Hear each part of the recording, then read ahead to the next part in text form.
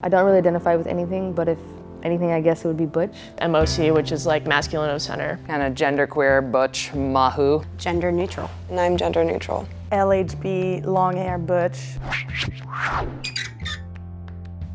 I haven't always felt butch, but I've always felt like I identified more with being more masculine than feminine. I see butch almost like an extreme side of the spectrum, and I see myself falling more towards the middle. I think society is actually just taking all those words and kind of just throwing them away now and creating a whole new world, and I'm sure they'll put a word to everything that everyone's becoming. There's a lot of different types of butches, and I identify more with like the butch queen aspect. Sometimes I'm not male or female. I'm like, I don't know where that came out of. I don't know what that is, but yeah, that's me right there.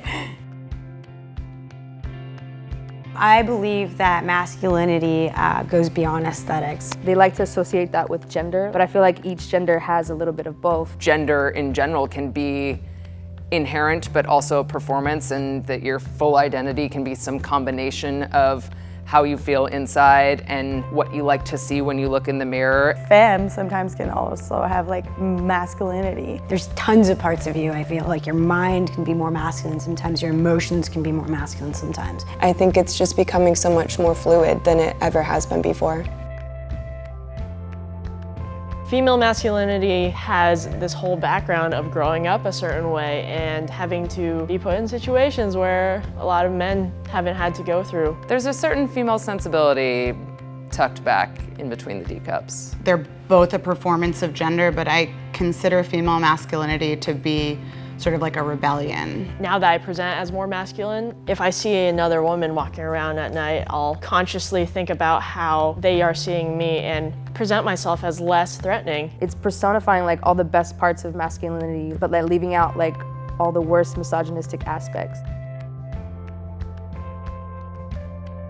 Straight girls are intrigued. Straight men are sometimes intimidated, sometimes eager to create some sort of bromance with me. Clothing, loose there, but then loose there, or tight there and then too tight there. Not dressing the way anyone would expect me to dress like in a meeting. I don't wear heels, don't have long hair. I think the advantage comes from your self-confidence in general. I don't get catcalled by straight men walking down the street. There's an advantage inherent in just being who I am. I feel like if you're happy and you're not hurting anybody, then what's wrong with what you're wearing? Like, I'm not wearing anything that's like hating towards somebody else or another community. I'm just feeling more comfortable in my skin. I just dress the way I dress and I look the way I do because it makes me feel comfortable.